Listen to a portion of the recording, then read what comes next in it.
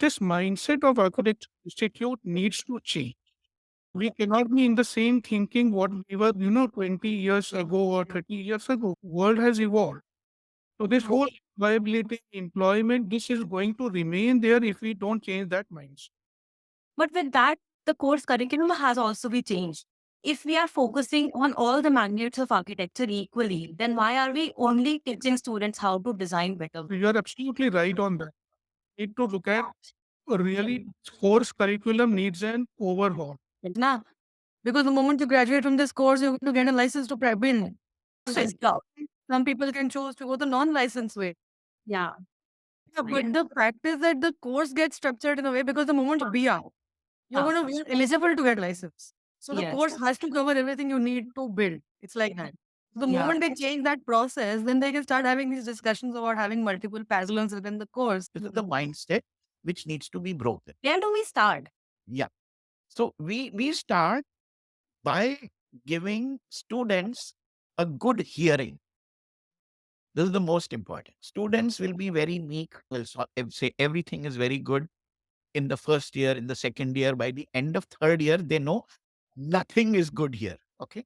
And by the end of fifth year, they want to smash the college. At that point, we need to listen to them. What exactly is the problem they are facing? Where is it pinching? And what do we think they think is going to help them?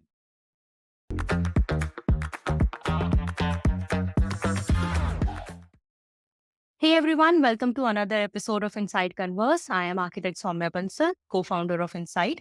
Today I have an amazing panel with me. I have Professor Manoj Mathur from SPA Delhi. I have Rajesh Advani from Architecture Life. I have Suparna Ghosh from Forum Architecture. Suparna has an experience of about 15 plus years in practicing architecture. Rajesh, everyone knows, he founded Architecture Life back in 2011 when everyone needed it. And Professor Mathur has a spanning career of 40 plus years, both in teaching and practicing architecture. Today, we have this panel of academia, journalism, and practicing architecture. And myself, I'll be giving my inputs from a person who has been in the industry and outside the industry. We will be discussing about the solutions, if we can, about the prevailing problems in architecture, which is not a secret anymore. So I'll shoot the first question of discussion. It's open for all three of you to give your inputs on, right? The president of COA had mentioned that India needs 15 lakh architects. Now, the number is still debatable. And the record says that we have around 1.5 lakh architects registered in the industry. While both numbers can be debatable, if we assume that one number is X and the other number is Y, what is your opinion if Y is really greater than X? Or how do you think they both are related? Who wants to go first? Professor Mathur is smiling, so he should be taking this. Yeah, I can take that. I reserve the right to come back and talk about it after the others have spoken. My take is that India may need 15 lakh architects on the one, and on the other hand, even 1.5 lakhs is too much. If we think that 1.5 lakhs is too much, I think that's a very, very easily defensible statement because most architects have a problem of finding work to do. That's the most common limit, that there are so many architects fighting for the same jobs. And that's one of the reasons why we are dragging ourselves down in terms of what we get paid, because there is so intense competition for the pie, which is apparently not so big. So that should clearly mean that even 1.5 lakh architects is too much. On the other hand, so many buildings are getting built. Country is the throes of a massive development spree like it has never seen before. And it's not just in buildings, but in so many other things related to buildings, in interiors, outside, exteriors, gardening, landscape, infrastructure. So many things are happening. And all of them could do with good design. The massive amount of spending which is going into making infrastructure in our cities and outside them also, this amount of flyovers and bridges and roads and expressways and all kinds of things which are getting built, they are terribly ugly. Yeah. We can't doubt that.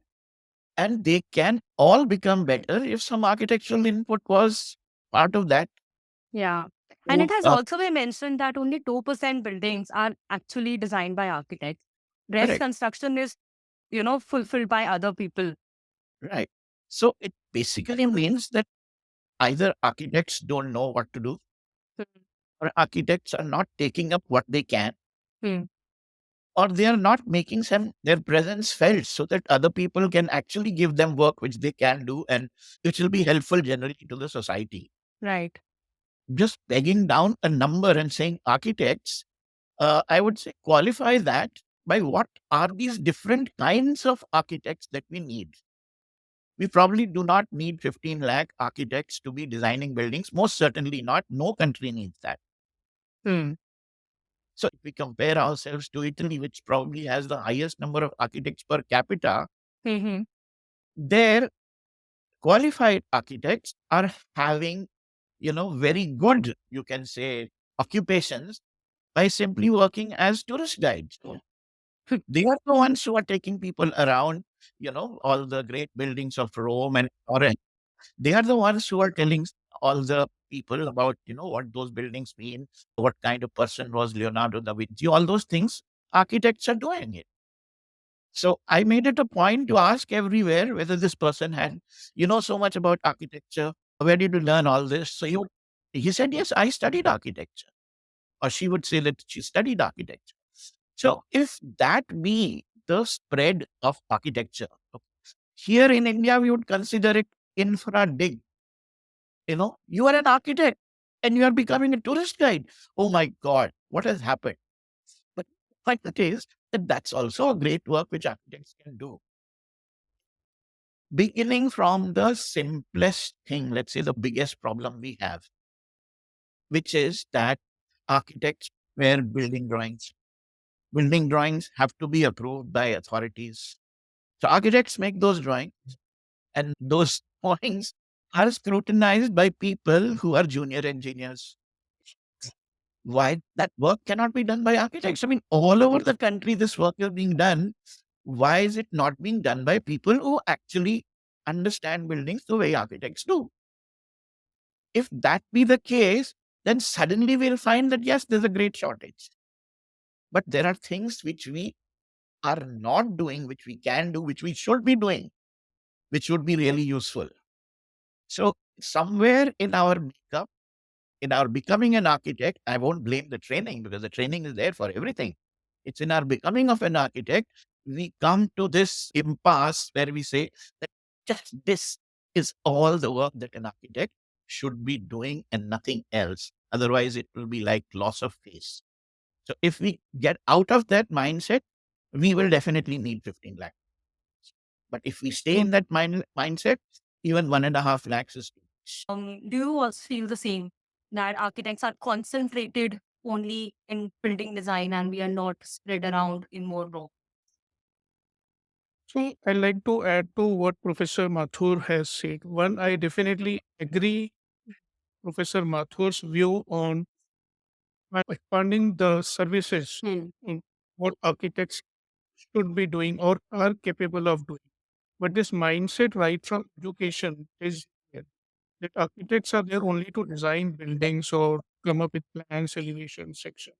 That is only one part of architecture practice. There are n number of things architects are capable of doing, and we have started seeing this actually because architects have found that there are enough architects to prepare plans now. So there are other things which can be taken up. Look at yourself, Saumya. What you are doing is an architecture practice in a way. Yeah. It's a different kind. Yeah. Yes.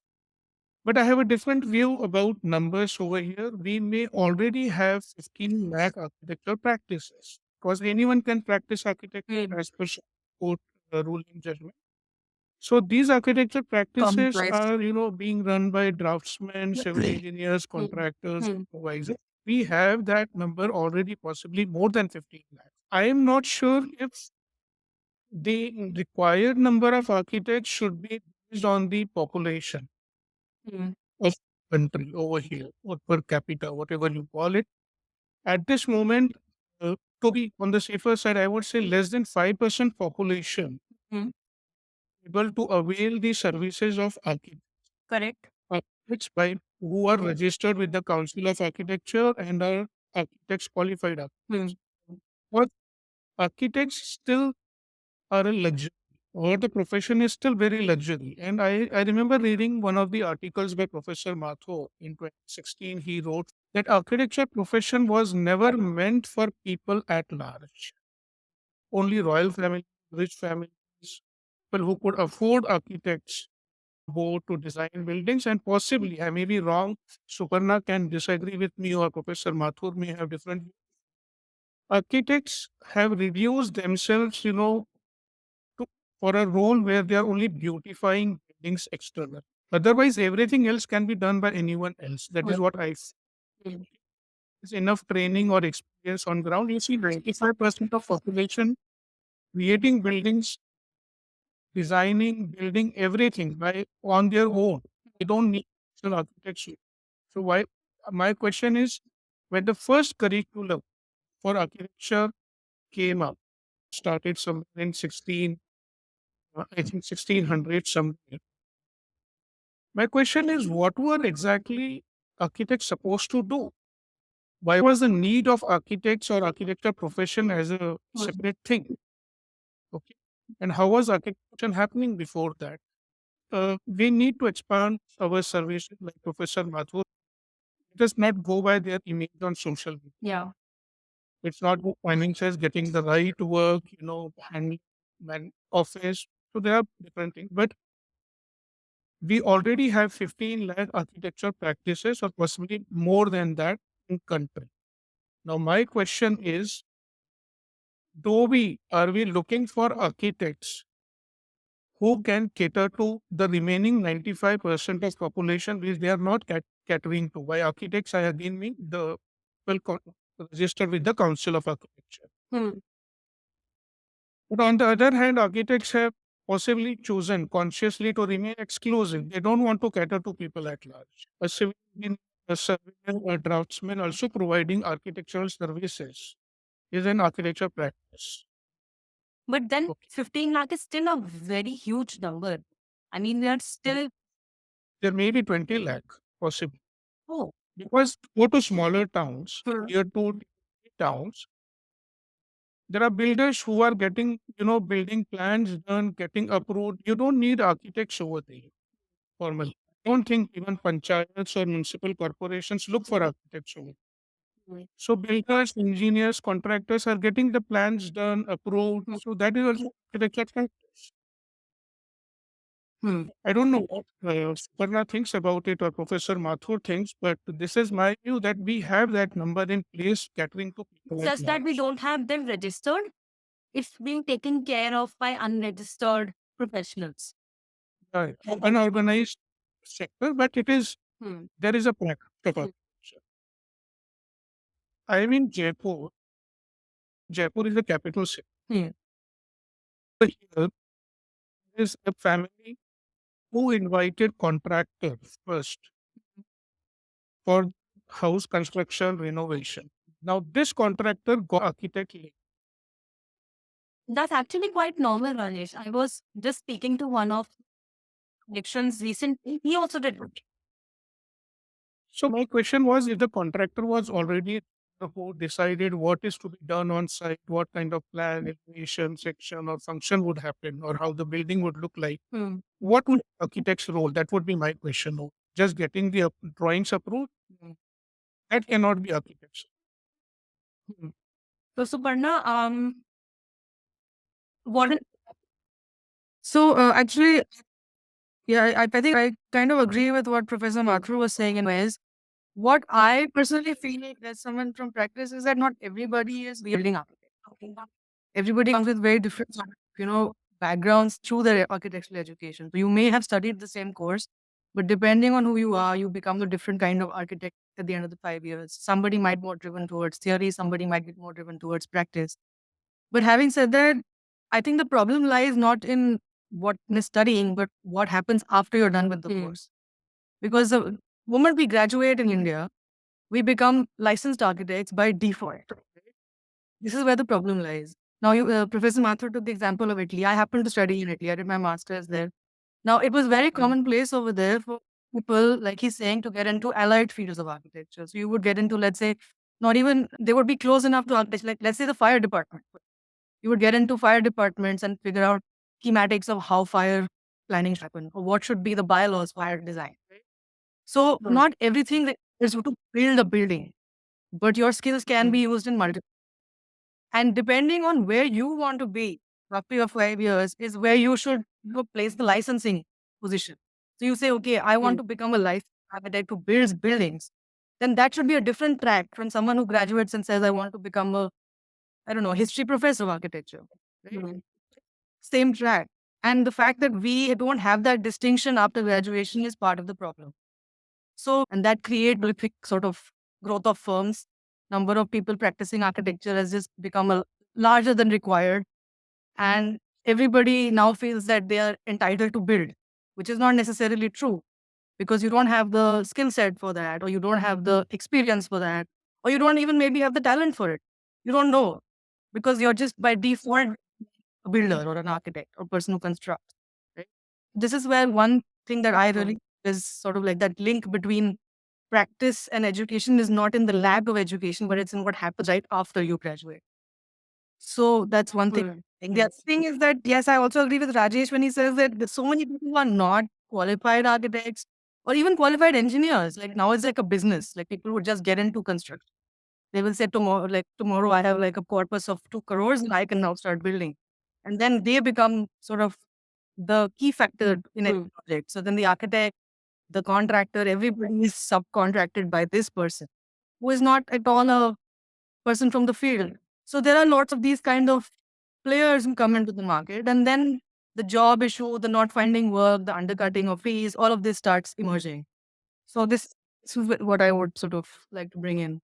Um, but if we talk about this design fraternity or design oriented architect, right? Still only 2% buildings are constructed or designed by architects. Rest all market is catered to by unregistered professionals, right? It means that market has the needs to cater to this problem. Then why all the architects are struggling, first thing. And second, what are we doing wrong? How do we expand the market for these people who want to design buildings, who want to be in the main industry? So actually, it cuts both ways. Hmm.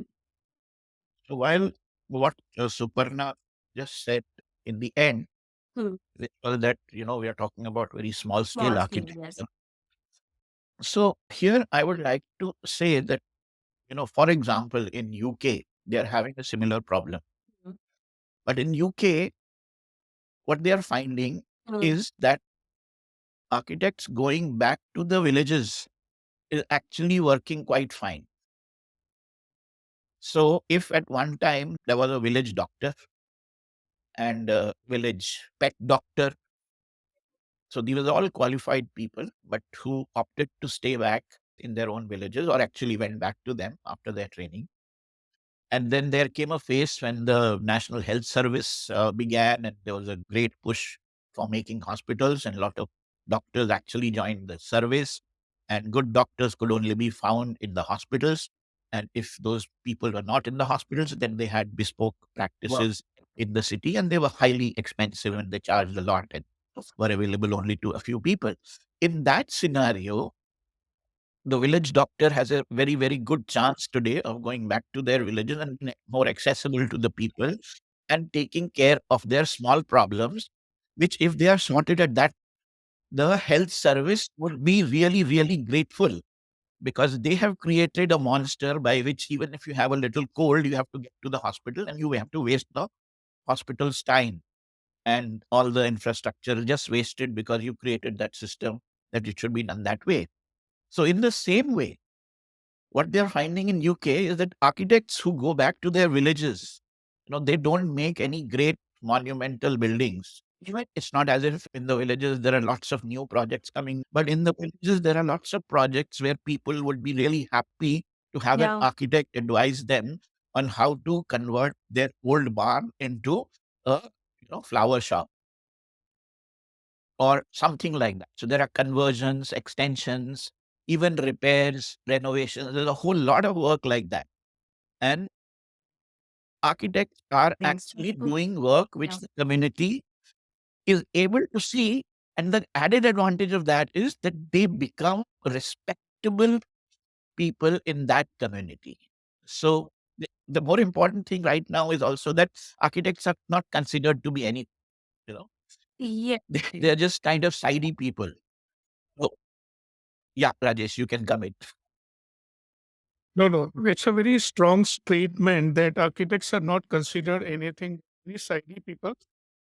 At this point, I agree with you, okay, because I have seen that happening even in capital cities like Jaipur and in Bangalore, for that matter.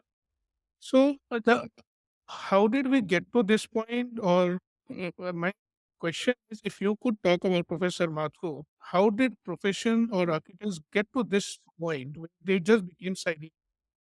I remember the time where we had architects like Korea, Carmen, and which was time of nation building, and they had possibly more control on the architectural services, which we possibly have lost.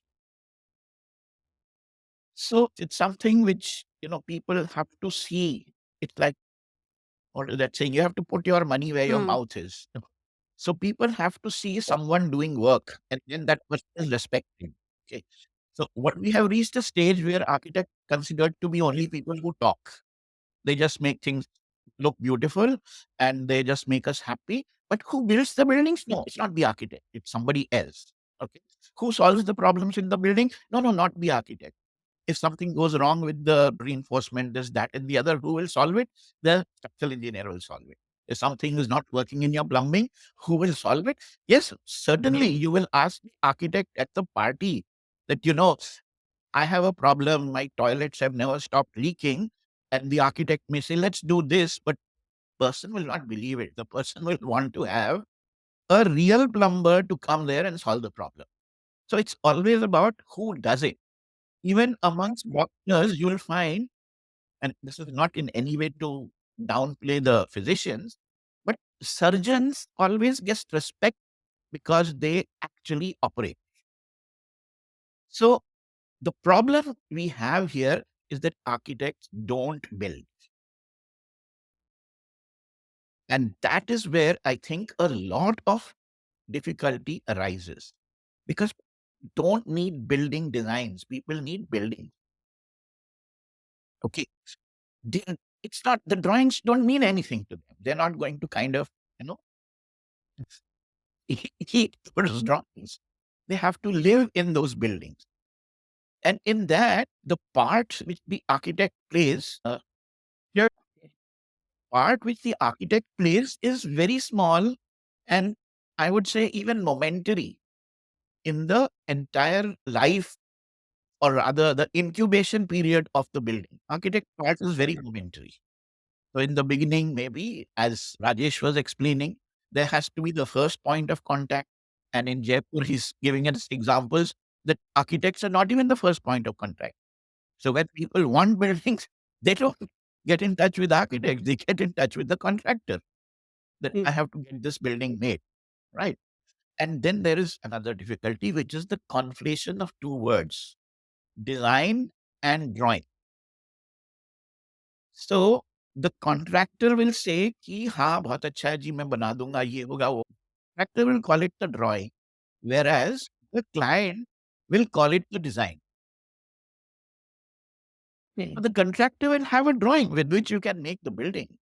It may have a good design, bad design, not a design at all, maybe completely foolish in terms of everything that we know about architecture, but it will be a drawing on which the building will be built.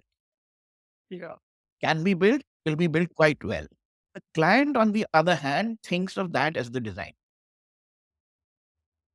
कि हमने तो design भी contractor से ही बनवा लिया. yeah.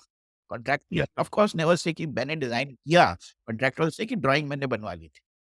Good. So this What do you thing, think, Suparna, of this? What's happened over the years is that clients are they're saying, I'll go to one person, then should give me the whole package. It's a product and it needs to cost this much. That's the way they are looking at it.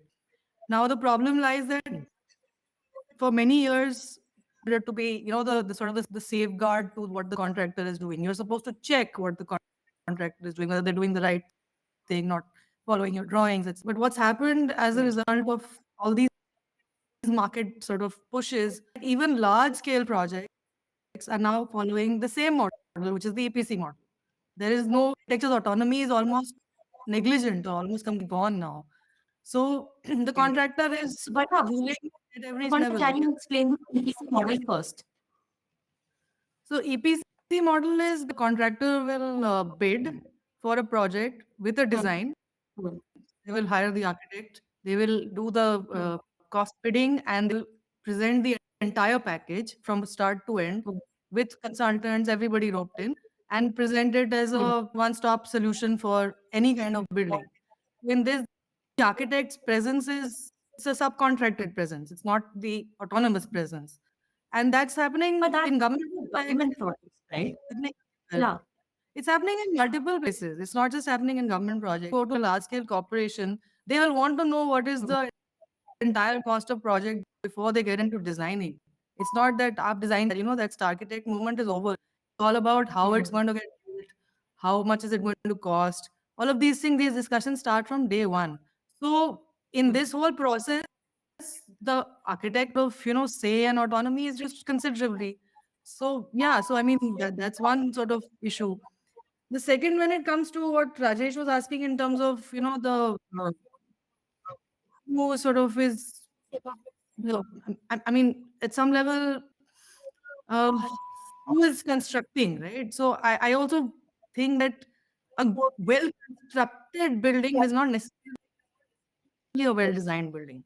That's true. They're two different things. It can be constructed really well. Materials can be right, the structure can be right, the right kind of detailing can be done, the waterproofing can be perfect. It can be a perfectly constructed building, but it doesn't mean that it's a well.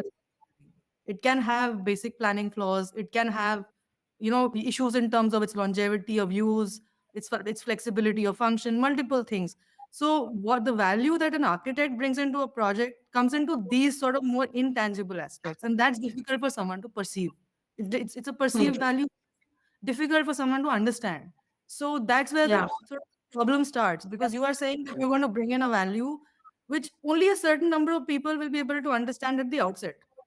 They may understand it 20 years down the line that, yeah, this building was designed well, so it's, living with times and it's changing with times and it's adapting. And, the thought that was put into it that time being seen, while other buildings are becoming redundant or they're, they need to be, treated a certain way for the used. They may all be perfectly well constructed. So they're two different things. The building design doesn't necessarily mean that, sorry, a good constructed building doesn't necessarily mean that it's designed for the future. So all these things are sort of, this is where I feel an architect's value is that value needs to be recognized in a certain way, and recognition is what is missing right now. Okay. So I'll throw another point of discussion here. So most of the problems that I see is lack of recognition, है ना? So there are, if I talk about marketing first, right? How other professions tell other people that we also exist, right? So there are 5 P's to marketing. First is place, price, product, promotion, and people. I'll talk about each point here. Place. Are architects going and pitching their work at the right place? Do we have forums to do that? Right? Architects are sitting at their offices and they are thinking कि now the client will come to me. है ना? सबसे ज़्यादा हमारी industry में it's always word of mouth happening.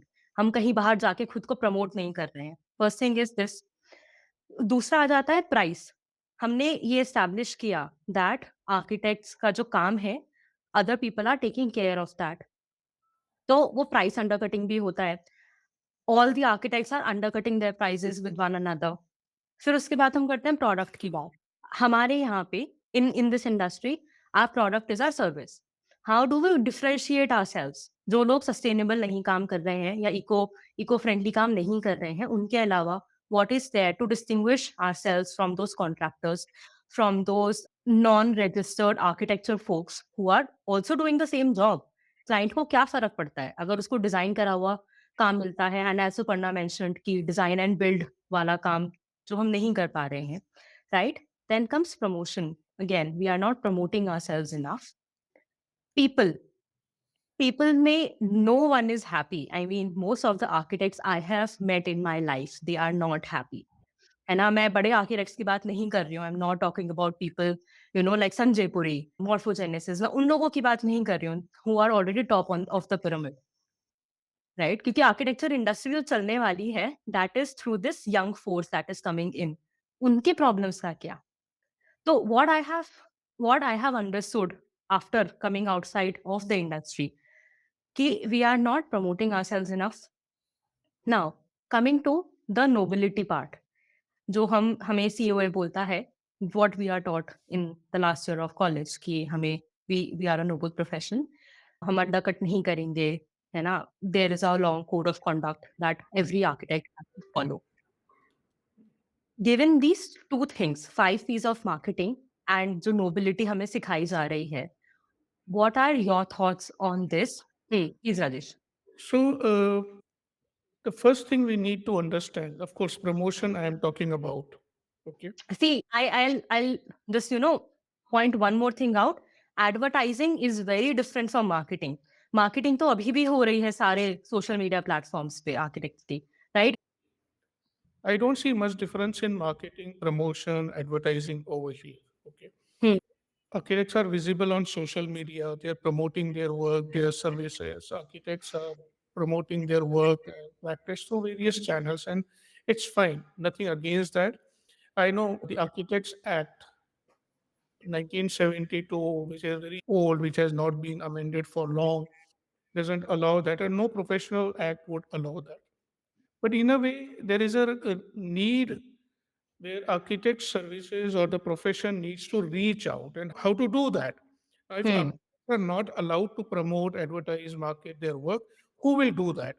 Now, over Hmm. here, I think Council of Architecture and IIA have this mandate, and they have resources, they have the power to make the profession better over here. Hmm. Now, the one thing, Council of Architecture is because of Architects Act 1972. It's not Hmm. that Council of Architecture has got Architects Act 1972. We need to be very clear about it. So, if Architects Act goes away, possibly Council of Architecture will also disappear or vanish. Uh, Hmm. Hmm. Wrong, Professor Mathur can correct me over there. But now You're coming, right. You're right. Mm. yeah. So there is always this confusion that council has made this act. It is not that. It is other way Yeah, around. this is the other way Yeah, around. Yeah, the act yeah, has made the council. Yeah. Act yeah. has made the council. Now, Council of Architecture has the power and mandate. Now, many people think that Act says that Council of Architecture cannot work for the benefit of professionals, architects. They are there to safeguard the interest of people at large. Now, what is Hmm. interest of people at large? Getting good architectural services, Hmm. getting good architects, expect what to expect from architects. Now, who will go out and tell this to people? Architects cannot do it. They cannot market their Yes, yes. School of Architecture can go out to tier 2, tier 3, tier 4, 5 cities and have campaigns, awareness, promotion, whatever about the profession. Hmm. It is they can do it. Okay. But No, Rajesh, that only happens in an ideal world, right? नहीं होता है ना? So I what we do? they can do it. Council of Architecture can do it, but they are not doing it. And London में भी ये सब जो काम है, that is for the governing, like the holding bodies to do. Yeah. Promotions of architects, उनके भी welfare के बारे में सोचना. Possibly their focus is on getting the admissions. That is Hmm. not to solve the problem. Now, why their focus is getting the admissions? Because you look at the number of people who are the members of COA, they are mostly running architecture institutes.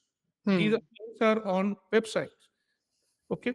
So it is working for profession possibly does not directly help them with their work or institutes or getting, admissions is their primary concern. IA, on the other hand, is in better position to promote architectural services profession. But now you see, even after 100 years, Hmm. IA is an older body than COA. Okay, they have just about 27,000, 28 or 30,000 at the most professionals registered with them. If they were really doing their work, Yeah. architects would themselves go and register themselves. Now their Right. focus is on getting more members than working for the profession actually. Yes. I, Yes. I may receive more notices or whatever for this, but this is the truth. So the counterpart in US, AIA, right? That has a network of architects. The first thing that architects after graduating do and after passing their practicing exam, they register on that website. And that is where they can access that kind of network, Baki architects ka. It's missing. Largely, it's missing. Membership is not mandatory. COA registration, if you want to call There yourself also, architect, AI is not mandatory. It's for architects' well-being. कि अगर मुझे वो network को access करना है, तो then I should be there. And they will do all the promotions and all. And that also acts as a platform for clients to reach out to architects. उनको भी तो दिखना चाहिए ना कि कितने architects हैं इंडिया में या मतलब कितने architects हैं यहाँ पे country में whom I can reach out to. possibly AI is doing better work. That's why the architects are themselves going and registering. I'll give you another example of a small body in Lucknow, Hmm. Lucknow Architects Association. One of the organizers or founding members was telling me that in a short span of 2 years, they have got some 250, 300 members, paid Hmm. members. Hmm. We are looking at actual concerns of architects as a body, Hmm. which even IA does not have over there. Hmm. So, if there is an organization which is actually talking to architects about their concerns, finding solutions, talking to authorities, or kind of, helping the profession, then people would be interested in joining the Hmm. organization. Okay, another discussion. Professor Mathur, do you think that is this code of conduct still valid in today's landscape? And is architecture still should be considered a noble profession? Yeah, when I read that, note of yours, the question which came to my mind is that which profession is not a noble profession? Is it Okay. is it the Hmm. same as saying that is it a legal profession? Because there are professions which are not legal Hmm. and probably they can be called ignoble, but which profession is not noble? Yeah. A profession had better be noble. Hmm. Yeah, I mean, what is the great ethics involved here is that you do honest work and you work for your client on the one hand, and you work for society at large. And Hmm. it's up to you to, marry the two if their interests are conflicting. Hmm. Now, what happens here is that just getting the client itself is so difficult that we end up paying, working only for the client. And working for the society is not even considered. Gone. We only work for society as much as society pushes us to do and says, no, you cannot do this by law. So all this sustainability also, which is coming in, is happening mostly wherever it is mandated, that so much sustainability has to be there by whatever Hmm. benchmark. Otherwise, who's bothered about sustainability?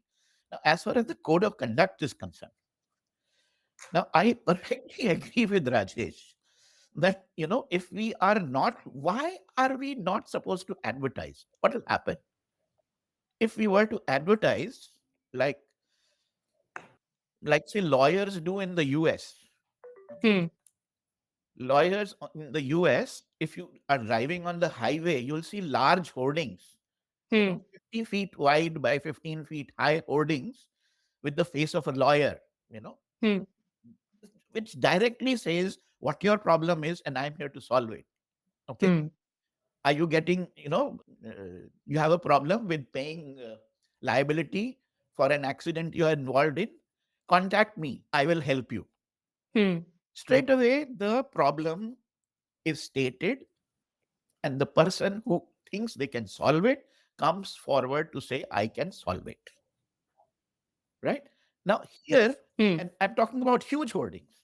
Here, we are told that we cannot even write our name more than 10 Names, yes. centimeters high. अगर मैंने लिख Yeah. दिया अपना नाम उससे बड़ा तो क्या हो जाएगा? And अगर मैं नहीं लिखूंगी तो how will How will people people know? understand कि ये architecture So firm है? how will people know के दो तरीके हैं? How will people know के I mean, the ways people will come to know is if there is a buzz. By buzz, I mean that architecture, architects, buildings, what is happening gets written about more and more in not just social media, but you can say Hmm. more serious media. Hmm. Okay. Hmm. In terms of, Correct. you know, longer articles, in depth articles. Okay. So I would say I only know of Indian Express as being a newspaper which actually has an architecture correspondent. The Hindu also has. I'm not aware of the Hindu. So Economic Times once upon a time used to have it, but I don't think any of the mainstream newspapers have a correspondent who's on this beat of architecture, buildings, urban activities, and so on. So there is this big Hmm. connect where the visibility is just not coming. Okay, Hmm. so even when buildings are being talked about in the media, like you can say the Central Vista came in the media thanks to the court case, Yeah. not because Yeah. of anything else. And in that, all the time, the architect was shown as the culprit, one way or the other. Okay. Either this architect is a culprit because this architect is so close to the PM. So if he's close to the PM, then he must be doing something, fishy. Right? I mean, the idea that the architect has been called upon to do something like that will always be viewed as, Hmm. oh, this can't be true. Architect, how can architect conceive of something like this? This can't be true. So architects are not being portrayed in a good light in the news media whenever they are portrayed, which is very rare. On the other hand, there is very little of social connect, and I'm talking especially of this big city, the capital city of ours, which is Mhm. like abysmal in this regard. On the other hand, I would like to cite this example is about the architectural buzz in the city like Pune, by contrast. So all the social buzz and the social media and the things that we discuss and the pictures that go around, these are only reaching other architects. These are not reaching public. It's not reaching public. So, That's right. and what is happening because there is so much of reaching other architects with, hey, look, no hands kind of thing that every architect is trying to do. What it is doing, it is seeding a lot of anxiety in other architects for no reason. Hmm. Okay, so architects are saying, oh my God, this guy got this project. Now I also have to match this. Next time something like this comes, no, I will find out how much that guy is going to bid and I'm going to, you know, stash him there. Right? Hmm. This guy produced this. Okay, how do I produce this? So every time something is presented in the architect's social media by another architect, it is actually red flag for all the other architects कि भाई लोगों अब ये हो रहा है अब तुम भी तैयार हो जाओ. It is just seeding a feeling of unnecessary competition. So rather than all the other architects who are Hmm. there, who are surrounding, who are seeing the presentation, so Hmm. they will all clap and say, "What a wonderful presentation!" Okay, but they are not really happy that this guy has done this beautiful work. Envious, and they are all saying that, "Let me just get out of here, okay, and I will make a even better 3D than this guy made." But why? Why are we Why? not happy with others' success? Why are we so envious? Suparna, I think you have a point here. Yeah. So I want to come in like from multiple places here. So one is that for the noble profession thing, I'll also come back to what Professor Mathur was saying about social media because it's very relevant. Profession thing, I think I agree with again what Professor Mathur said. Every profession, if you do it right, is noble in its own way. What we need to like the word that we really need to hang on here is that it's a profession. Hmm. It's the first thing here. It's a profession. Okay, so it's not about going out there and doing philanthropy. It's a profession. If someone is taking your consultancy, you are going to charge for that. Not doing free Exactly. work here. At the end of the day, you are a business. So you do whatever is required for that profession to succeed. That is your PR strategy. Part of that, your business development strategy. Part of that is your social media. Whatever it is you're doing is sort of for that profession to progress. Now, social media, the anxieties that Professor Mathur is saying are like, it's like not just to architecture, but it's the general sort of problem of social media, I think, that it creates and it has multiple sort of mental health issues related to it. But having said that, there is a sort of digital presence that is required today, which clients also look at. So if you Yeah. are not present on any kind of digital medium, people do wonder, like, who is this person? Why is there no buzz around them? What is going on? Why can't I find a website? Why can't the website lead me to seven things like that? So there is that requirement, and that is something that we have had to adapt to over the years. Because when we started out, social media wasn't there. Media came about 7, 8 years ago in a big way, right? Yeah. So that is something that one has to, and it is a skill to learn. Really, agencies which are now doing PR for firms or things like it is something to look at with some kind of awe that yes, this is a strategy that can be used to network, to market, to reach out. He's right. Mostly, architects are looking at each other's work and saying, "Oh, he's doing this, or he's doing that, or she's doing that." But at the same time, if someone does want to find you, they should be able to. So Hmm. that is, that's something that I do believe because it's not that you shouldn't be invisible in this whole Hmm. spectrum of the digital media strategy that is needed in many ways. The other PR as a like advert PR or whatever, however you want to term it, it's an important part of any business, right? Like if someone is trying to sell a product, they have to be visible, they have to be sort of out there. Otherwise, it's like how we look at online market, right? Like if we go to buy something online, we look at an Amazon and then we look at the next and look at an Agio, whatever it is. But we're going to look and compare prices and try to figure out what to do. So it's similar for someone who's going into the market and looking for an architect. So they will say, okay, this person's work is looking interesting, or this architect, she's doing really good work. But they are going to look at these. Does happen, and it is not. I'm like struggling with it at many levels because we are all sort of learning how to navigate social media and how to make ourselves put valuable, input into this domain. But it is Hmm. something that is it needs to be discussed. The thing that I really think is that this noble profession, the difference that I feel between an architectural profession versus a law or a is that people don't come to you at a time with services or with medical service, other sort of professional services. People normally come to you at a time of crisis. They have a legal issue, someone is in jail out. So, they're coming to you at a time of crisis. So you call the shots. But I'm obviously oversimplifying. There are multiple types of legal things that happen when they have money, when they're crisis. So they have that luxury of time, the luxury of voice to multiple people. Where I think the profession also needs to take cognizance or COI needs to take cognizance Mm-hmm. is that we need to stop giving advice. More consultancy in India is free. People will come into your office or they will give you a call and say, "Ki, we have a site and please come and take a look and we want to see what we can do here." It has absolutely no meaning at that.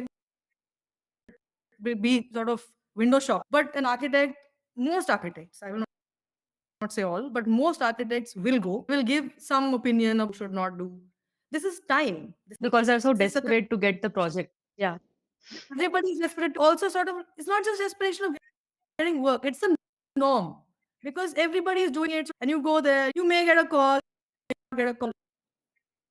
It could lead to something. It may not lead to something, but a professional time for no remuneration. And that's where I wonder, like, as a profession, what are we doing? Why are we not doing professional services at every level, right? So this is something that I actually have a different opinion here, Suparna. If a client does not seize the architect before, if he does not judge the architect, most of the people are putting their lifetime savings into just one project. For us, sure, it's just another project. For them, it's their lifetime of money no, being absolutely. built. Well, it's the project amount. You're asking them to invest for that one visit, 5,000 rupees, Hmm. 2,000 rupees, your cost for that half day. Doctor, right? You Hmm. walk in, you consultancy first. then the doctor prescribes medication. You may or may not take that medication. You still paid the doctor, right? Away with like not paying the doctor for Many things that's not there. You actually pay huh. first. So that's the Okay. thing that we need to establish as a profession. Or No, I'm only feeling like I have been directly attacked by Professor Mathur when he said that media is not portraying architects in good light. So, so I have to he was introspect. talking about serious, not the digital one, but I think he meant more of newspaper kind of media. Mainstream media, let's say. Yeah, I understand. So, yeah, I was just thinking. Yeah, Nah. that's okay. Yeah, just kidding about it. So in continuation of what Suparna said, it's like buying a lehenga, okay, for a wedding, right? So in buying a lehenga for a wedding, how do you go to buy it? Okay, you go to buy it, and yes, the lehenga which will be made for your daughter will be a bespoke lehenga, no doubt about it. Okay, but what does the vendor show you? The vendor shows you the lehengas which he already has. Now, they might be getting ready for somebody else, going somewhere else, or they might be going to, show window retail, whatever happens. But he's showing what he has already done. And you make your assessment out of what that person has already done. Now, you don't go and say to the lehenga wala कि आप ना इसका एक जरा सा Macat पे लगा के मुझे दिखाना तब मैं ऑर्डर दूंगी. Okay, you give your order right then based on what you have seen. Right. So why is this idea that you have to give some ideas for my project before I hire you? I mean, that is absolutely not required. You have to hire me for what I already have done and what you have heard from other people. So if you are not even convinced about that, then how are you just going to hire me because I show you something? No, to begin with. And most architects are jumping at that. They will go to the site, they will see it. Ha, great, everything is wonderful. And by the evening, they would have made a small mood board with pictures gathered from here and there and there. And they would have actually mailed it to the client, just like that, saying, this is the idea I have for your project, which obviously is not their idea for your project, but they are actually, oh, you can say it much better in Hindi, but you know what I intend to say. They're just laying it out there, come take it, have me. It's kind of Actually, like that. I want to like I'm glad that you brought up this example because something that I also cite as an example many times that there is a sort of different way people understand this profession. So, for example, the example I give is industry, right? You and I go out to buy clothes. We know that retail store, we know we're selling for 2,000 rupees because there's an economy of scale and we're going to get that same, that 2,000 rupee thing. The moment we get it made for ourselves, it's going to cost 20,000 rupees. We know that. Distinction is not somehow there in architecture. Every single project is bespoke. Every single project, even if it is made out of a Pinterest board. Even then, because the site is different, the site conditions are different, it's completely bespoke. So whether you are, taking a design that the client is saying that हमें ये but ऐसे बनाना है, saying so मैं design क्यों दूं? That is also something you receive, right? They give you a Pinterest image and say we just want it to look like this. But in order to look like this in that particular site, there is a lot of back and forth that happens. There's a lot of designing that happens in the process. So each and everything is bespoke, but the payments are retail. We want this to happen like this, but we are going to pay like a retail price for it. That guy is doing it at 1,000 rupees a square foot. Then why are you charging 5,000? That kind of argument will start. I'm using imaginary numbers. So that's where the distinction is sort of missing, and that's what I'm always pointing out, that the value that an architect brings to a project, the kind of work that goes into architecture, the kind of work that goes into design, there is no understanding of that overall in the by clients, and I don't blame them because there's no one who's had to explain it over the years, over the decades. Adjusting Professor Mathur, I have to disagree with you when you say that people will come to architects will say that this is what I have done and you hire me based on what there is something else. in for certain context or situations or kind of brief I had. But I am possibly, as an architect, I am capable of doing something better than what I have done in the past. And this is where the word practice comes into picture, because it is architecture practice. It evolves over time with lots of experimentations, explorations. I also provide services, design services to architects. And if I keep providing the same services, same quality or kind of work which I have done in past, I will only be replicating what I have done. So I have to offer something new as a creative professional. So that is where I thought that I would disagree, when because people would come to you seeing only your past work and not what you are actually capable of as a designer or architect. Yeah. And again, we can't compare it with a, I'm sorry, Professor Mathur, but we can't compare it with a 1 lakh, 2 lakh rupee lehenga. I mean, people put 50 lakh, crore rupees, and that is for even the smallest of the projects. Compare it with the 50 lakh lehenga.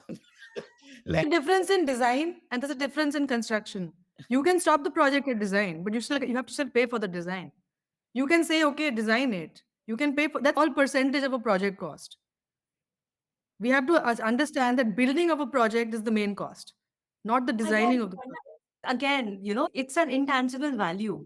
And in India, mostly people value what they see, right? Even Professor Mathur was pointing that out, right? कि अगर मुझे दिखता नहीं है वो चीज, if the client is not looking at, उसको तो नहीं पता ना, we have put 10 hours in just one piece of paper. उसके लिए तो वो एक piece of paper है, right? So, I mean, we can go on and debate around it all day long. What you're saying is problem that people don't value what you're bringing in. You don't question a doctor like this, na? You're not saying कि आपने 15 साल पढ़ाई करी है, but I will not believe what you're saying. But we always go to multiple doctors. ठीक है, अगर किसी को कोई सर्जरी करानी हाँ, but you pay them all or not? all because they are charging a कितना Why? fix Why होगा do they get to इसका? charge for giving you advice that you don't agree with? No, they will charge 1,000 rupees for a 30-minute call. Aren't giving them just the same I stuff? agree. I'm saying that even for like a consultancy, आप office आएंगे, मुझसे meeting करेंगे, आप मुझसे 4 बातें करेंगे. You should pay for it.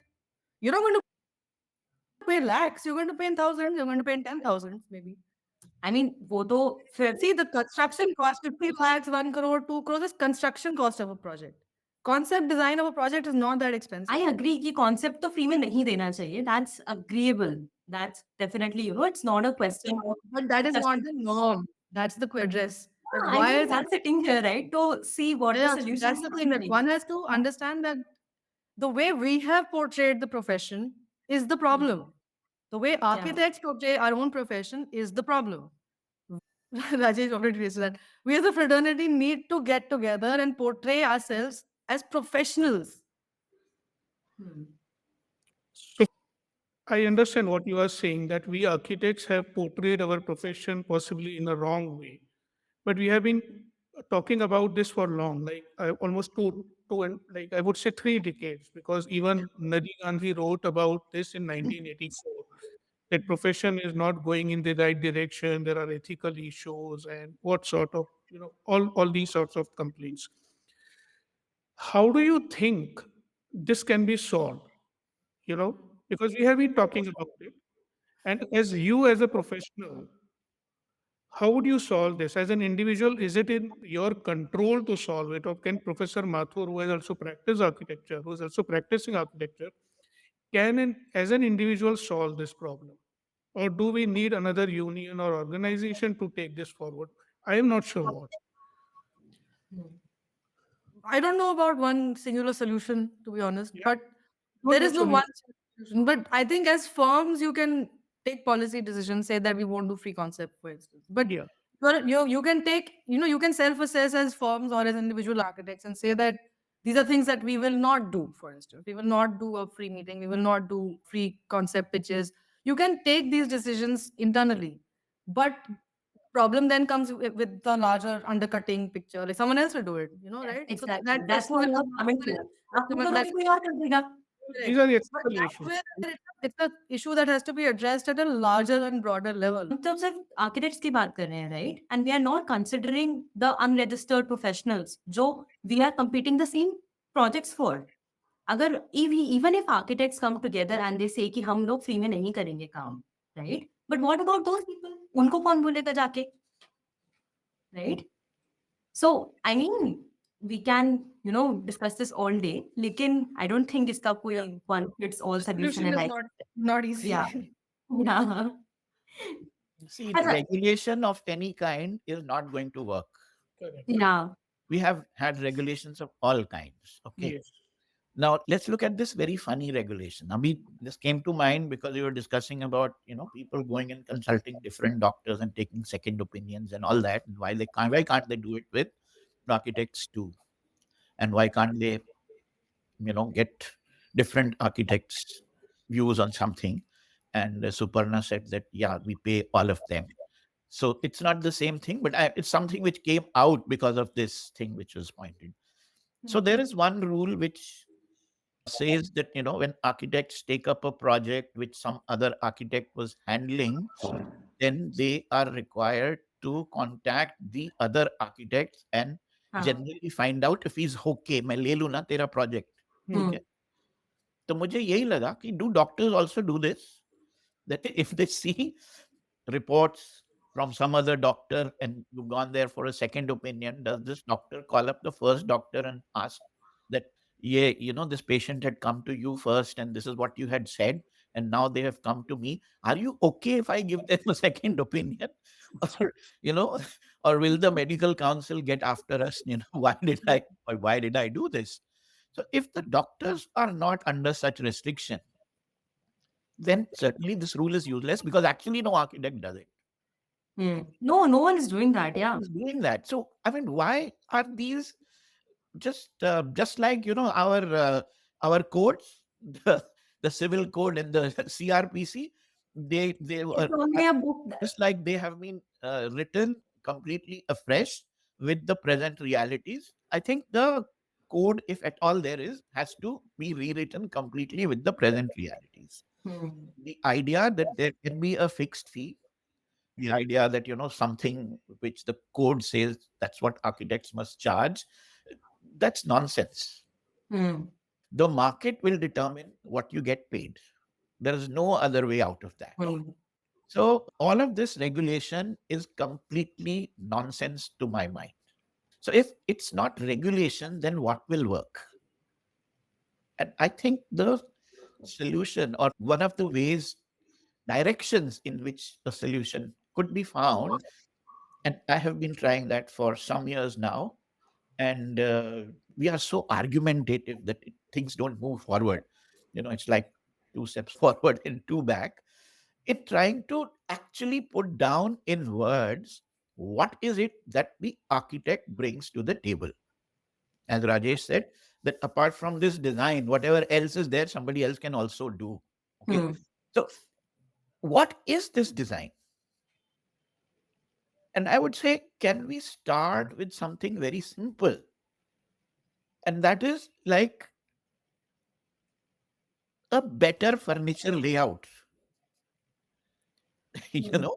So everybody will say, oh, he's also giving me 3 bedroom and he's also giving me 3 bedroom, and everything is the same. But I have to be able to tell that while this room is perfectly fine, your bedroom there is also 150 square foot and this is also 150 square foot. But in this room, the doors and windows are so stupidly placed that you can't actually place furniture. Somewhere along the line, we have got to bring this value in front of the client in an organized way, that this is what we learn and this is what we are trained for and this is what we do. Okay, so all over the place, 3 bedroom houses are being made.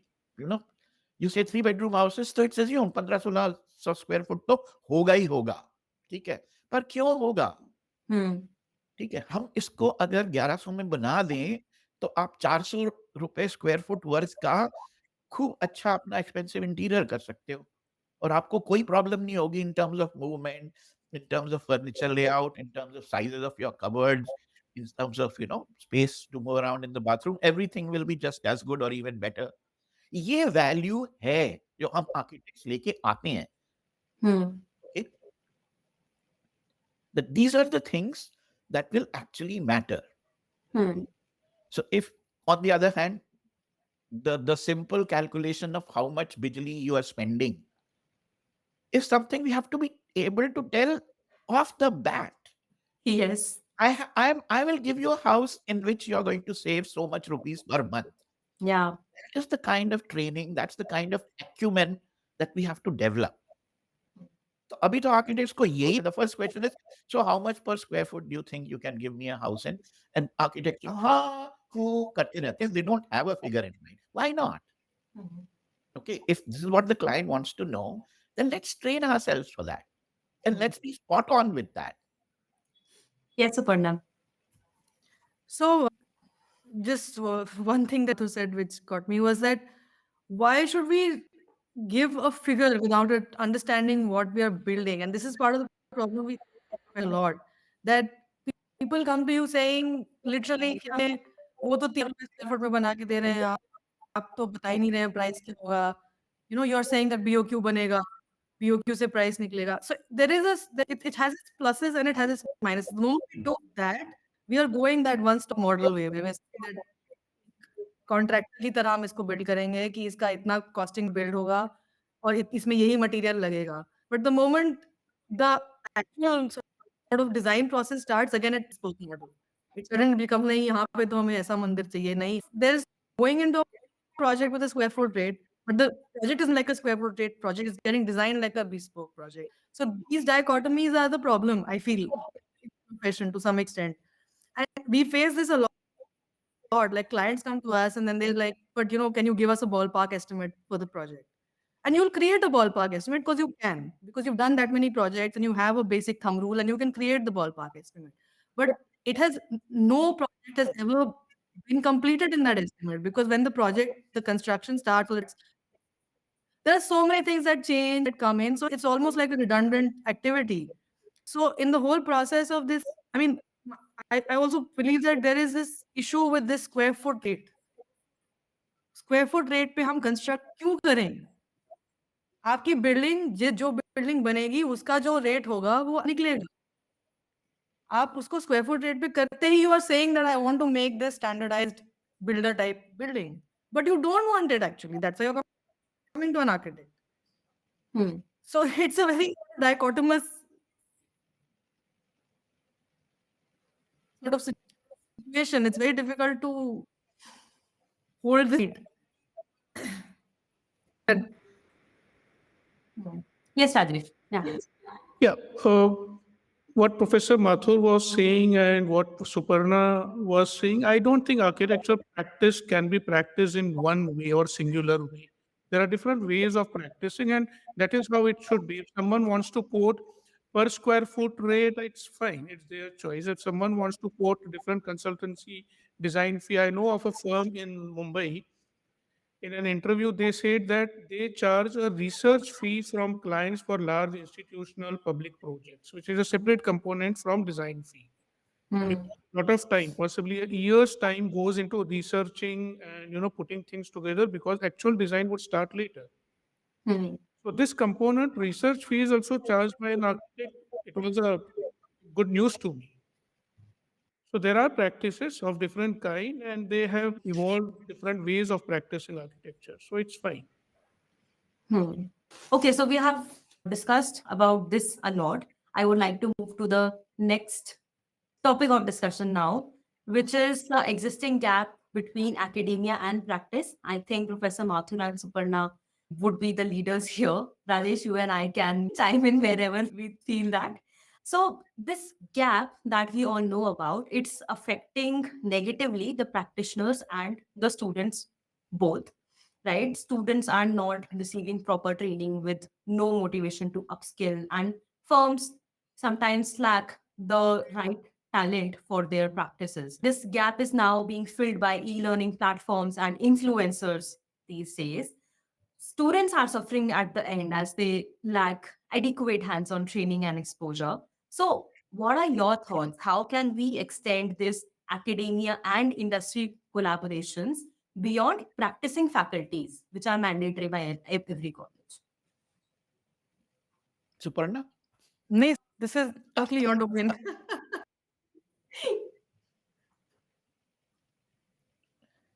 We if I say this term, everybody will understand. If I say that there is something like an 8-course meal, Okay. okay, I think it would be easy to understand that, okay, first something will come, and you savor that, you taste that, you savor that, and after that something will follow, and after that something will follow, and so on. And in 8 courses, the whole thing will be done, right? This comprises a meal. What the mistake we are doing, to my mind, and I'm just going out on a limb here, okay, is that we are trying to feed too much to our students too soon, in the mistaken belief that they will never ever learn after they leave the program, okay, and that it's necessary to learn all of that before even the simplest task they can do. So a lot of our curriculum is filled with things which people say, I will never do this in my life. Then why are we teaching them this at a time when they don't even comprehend it? So a lot of it can actually be removed from the curriculum, if you ask me.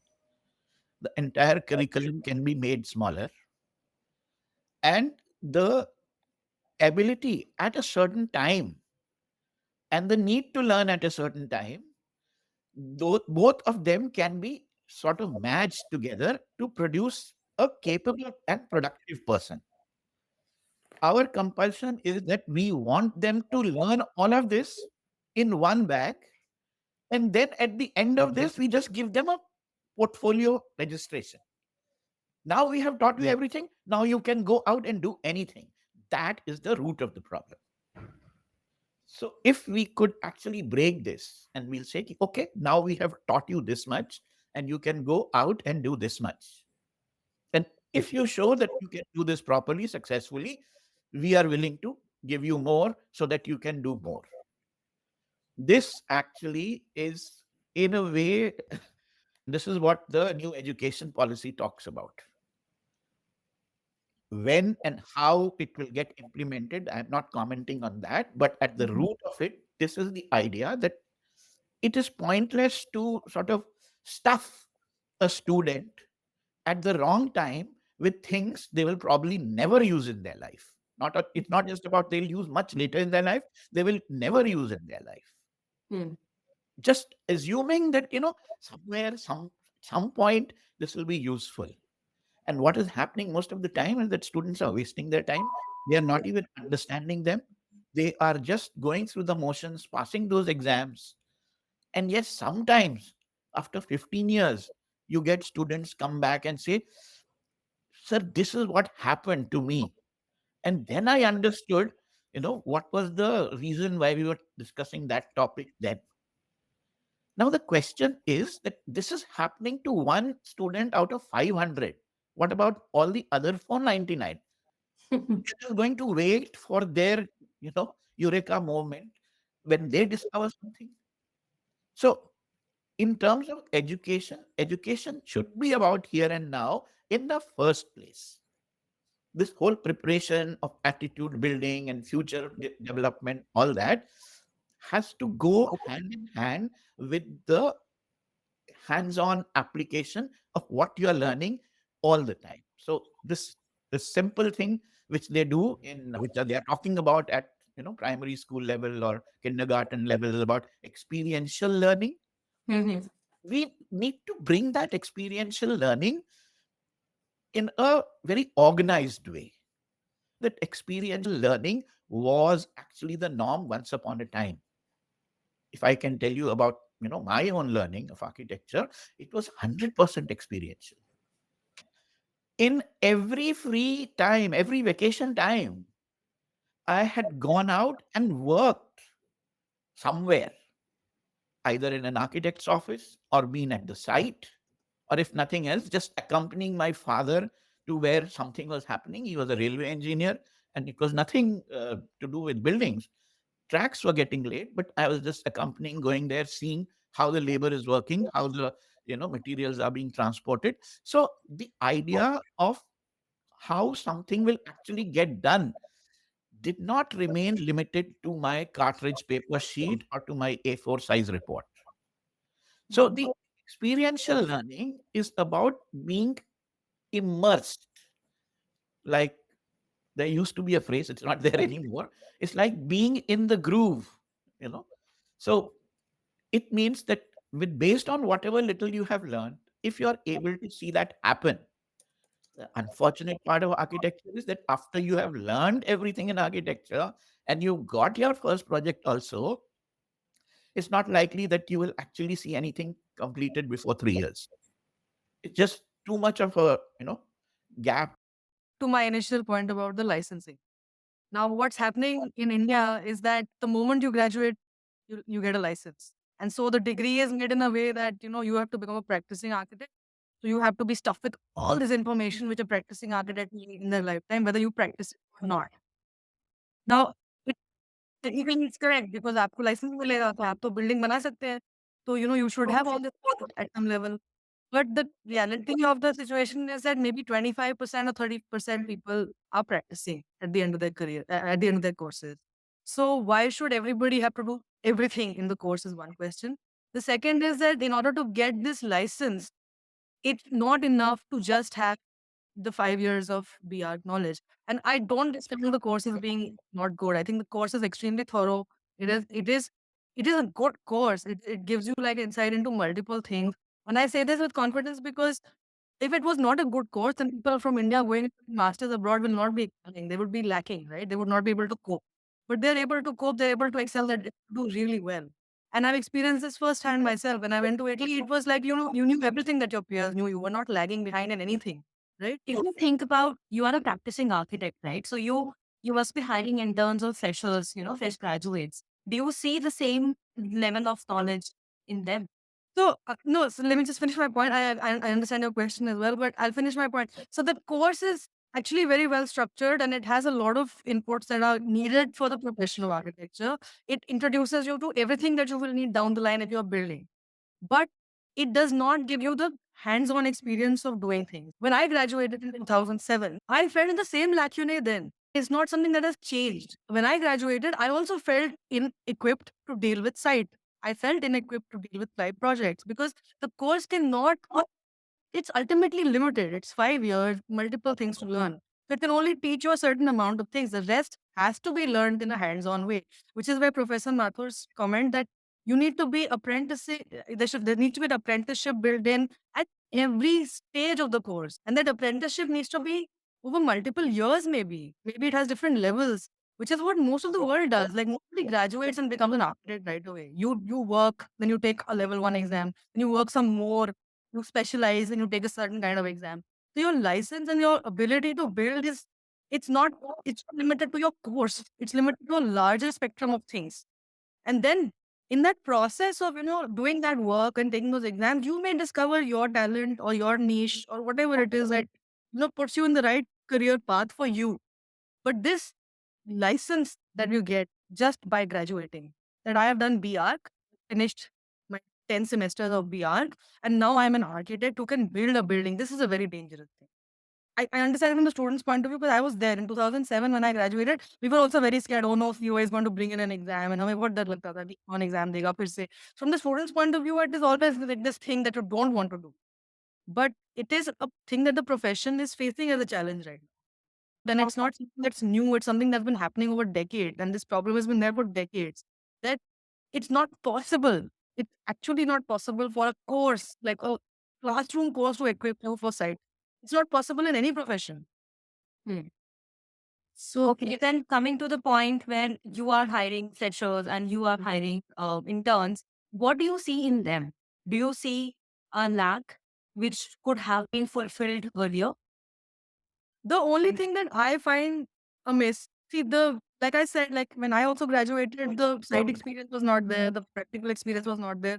What I am feeling as a difference in the last, not just in from my time to now, but over the years, like consistently degrading over the years, is the basic skill set. Like I feel like basic drawing skill set, basic reading of drawings, this has gone down. Maybe it is a because of the computer, maybe because of, I don't know, maybe Professor Mathur can give better insight into this.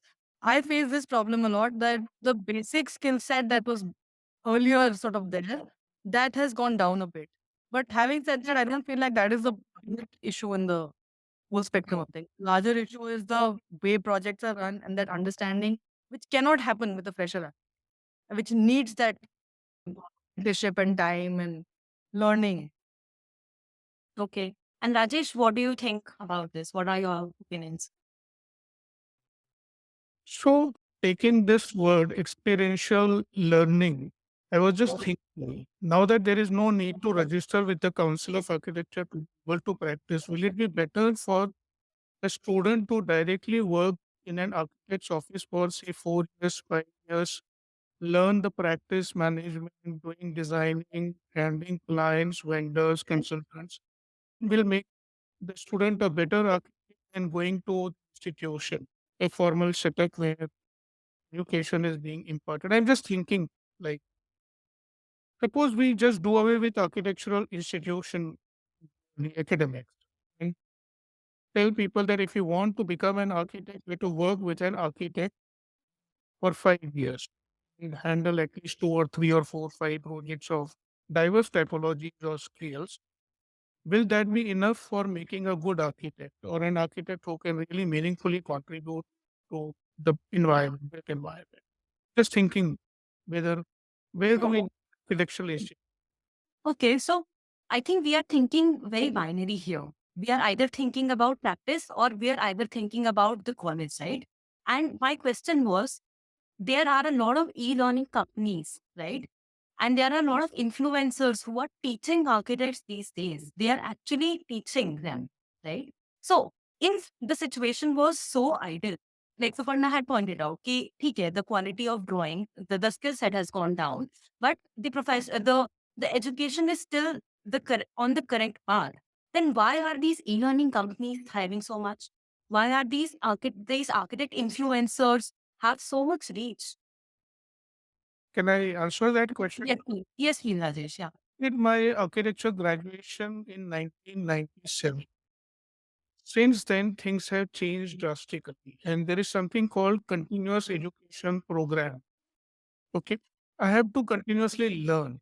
I cannot go back to my institute and say now that things have changed and teach this again.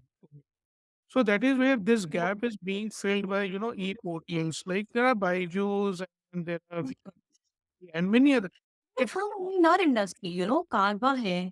Then Novator is another startup that is working in this space now. I know this influencer called Subcarbod. Not just architecture. I have hired software professionals who graduated in somewhere 2005, 2006. The software professionals graduating today have different skill sets altogether. But everyone has to go through these courses to keep themselves updated about what's happening in the industry. We are continuously evolving and changing drastically. Every day there are changes.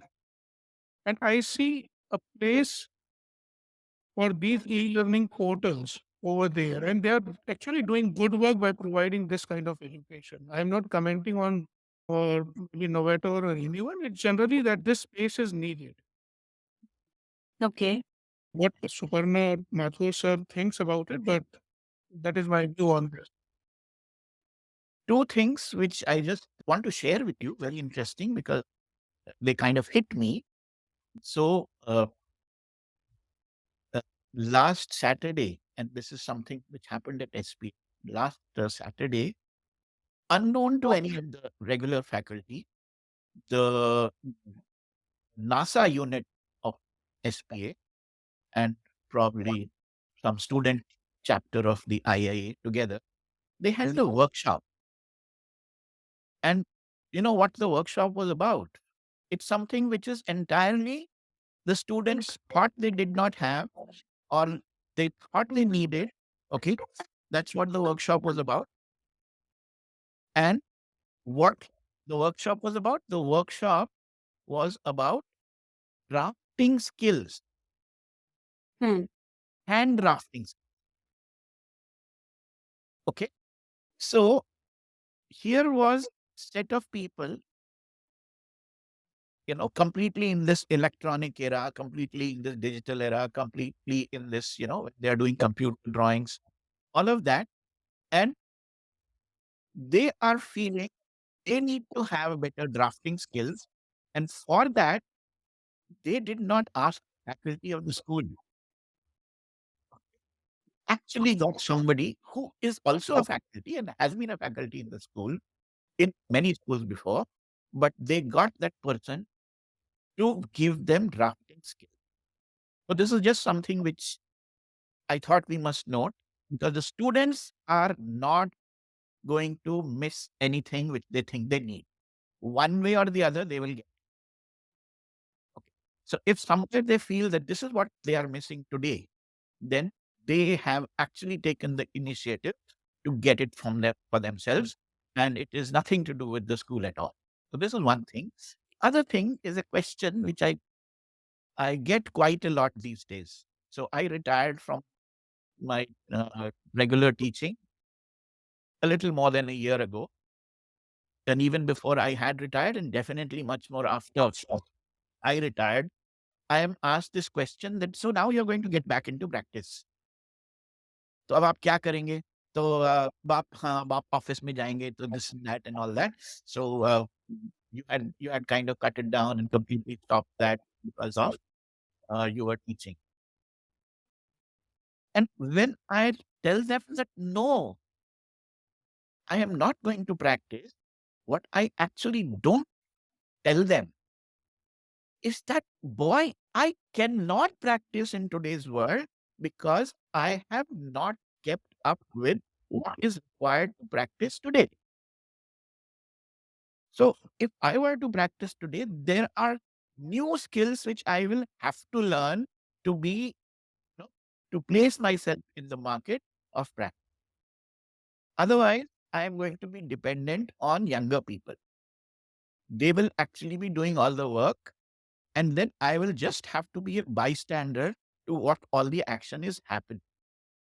So to me, I mean, I am a very hands-on person. I did everything myself once upon a time. Uh, everything means everything. And that included structures also. That kind of crazy I was.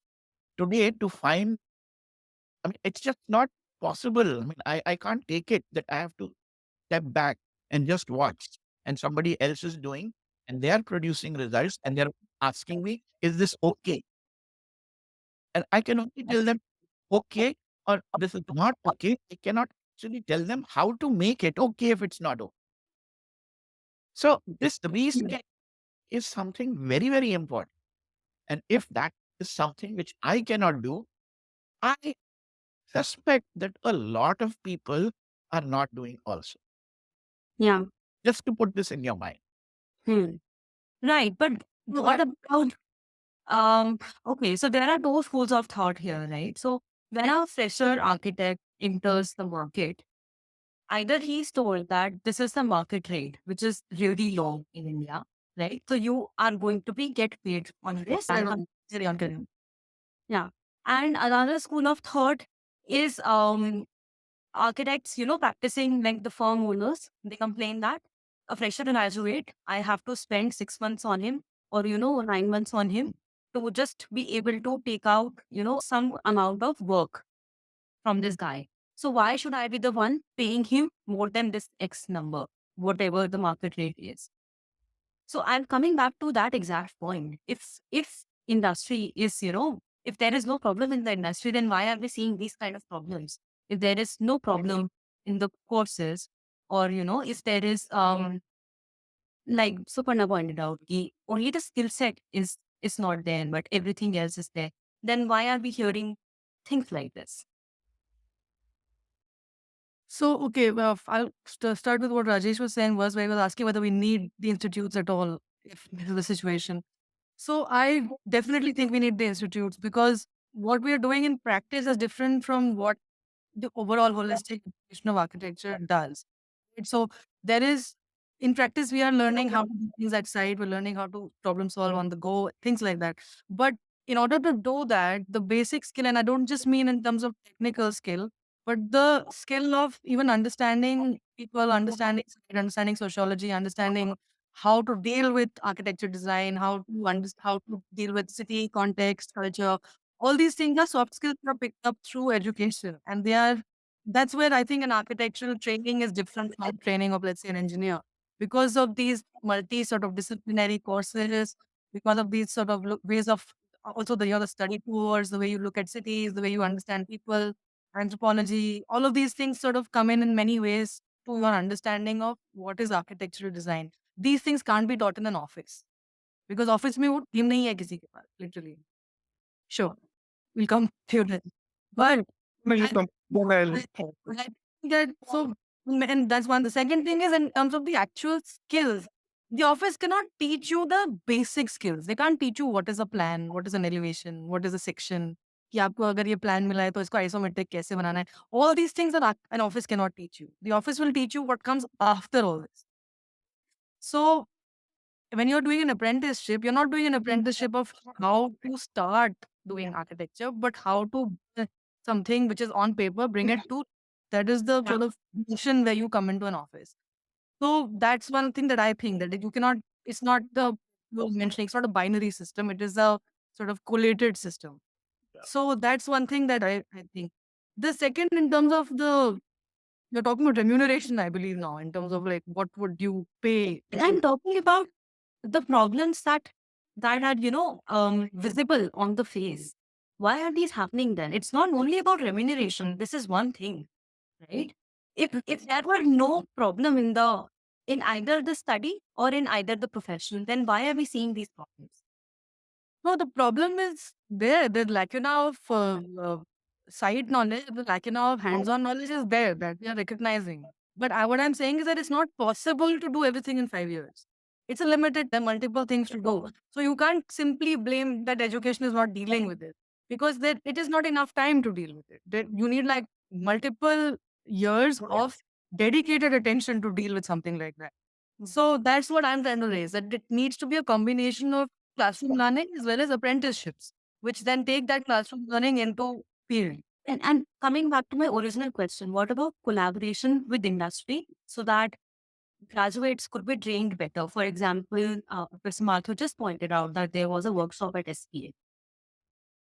How can we expand this learning, and how can colleges collaborate more with the industry? So here, if I may come in, Rajesh, you wanted to add something before that? No, I just want to, you know, take this Suparna's point. I understand the need for educational institutes. I definitely understand. My view came from Professor Mathur's, need for experiential learning, which is missing. So I'm just trying to end this discussion over here because Soumya has already posed the question. I think what the role of educational institutes, architecture institutes should be questioned. What they are doing. We need to question that because their role should not be to provide ready-made answers to the students because in curriculum you have uh, those same construction books happening for years now. But the role of education institute should be to create, creative thinking and problem solving skills that I must say, which will help with life skills and continuous program for education programmers. So that is not happening. Educational institutes' role possibly is limited to enrolling students in the syllabus curriculum, giving this certificate and be done with. Fine. May sound harsh or I may sound, rude about it, but that's what is happening. That's true. That's happening. Right. So, what probably, I'm sorry, I'm just continuing with the previous question, which Rajesh just gave his views. Probably, Rajesh, you can look at some, or you could compare it with the chartered accountant's training.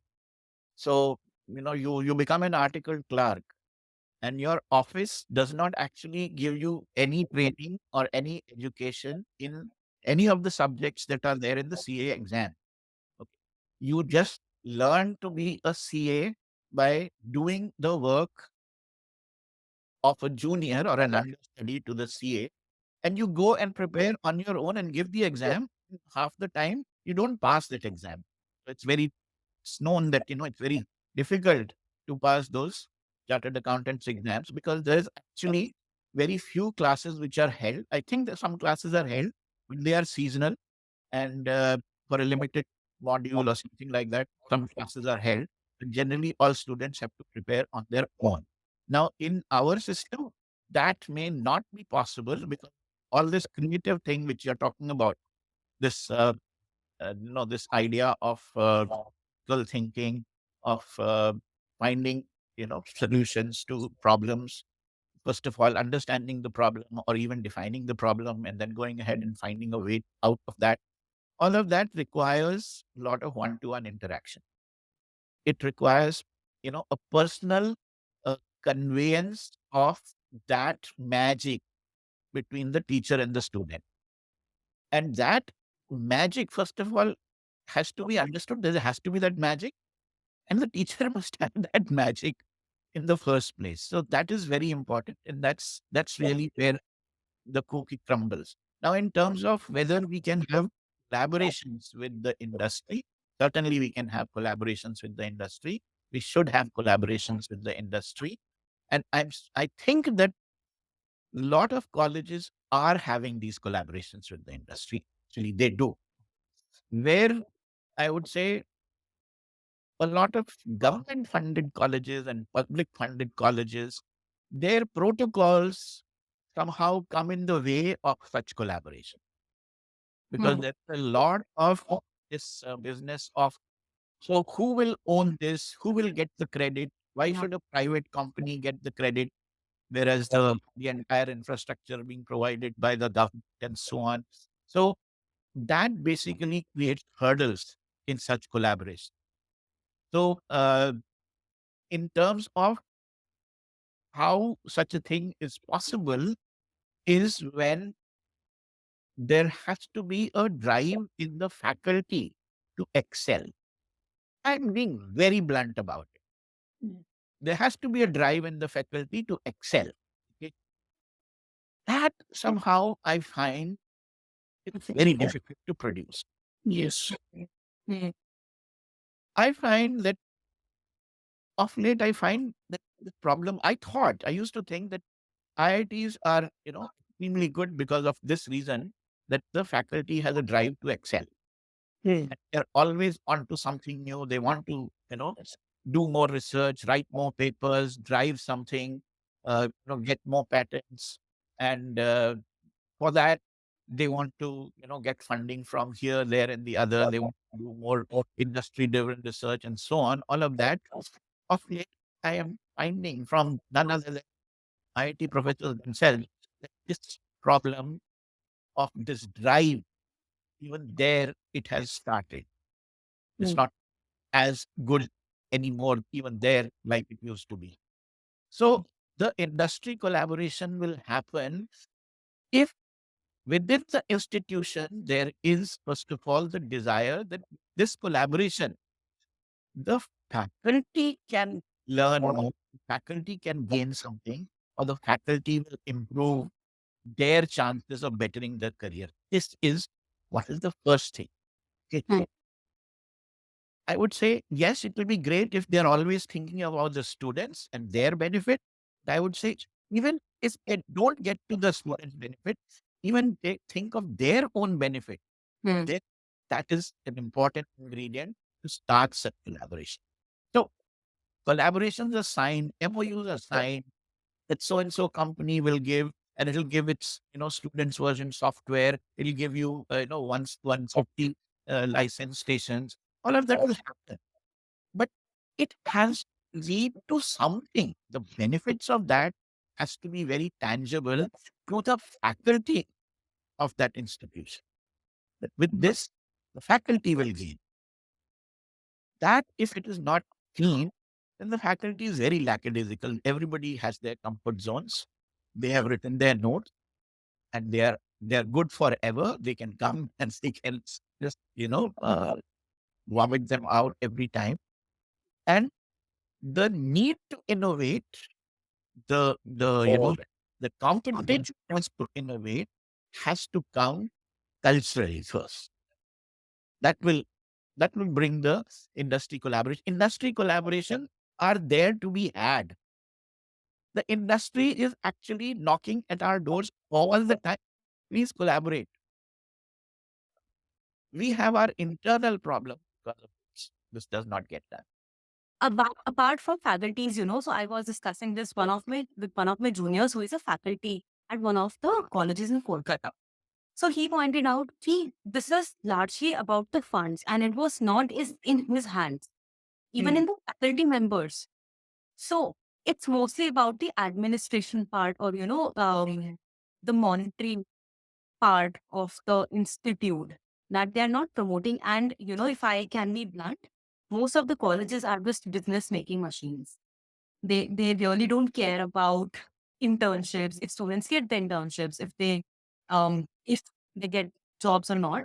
If I compare it with other fields, right? Even if you compare with engineering, which is a very popular field, colleges promote themselves if their students have been placed very well. Why is it not happening in architecture industry then? Why cannot colleges take pride in their students being placed at good firms?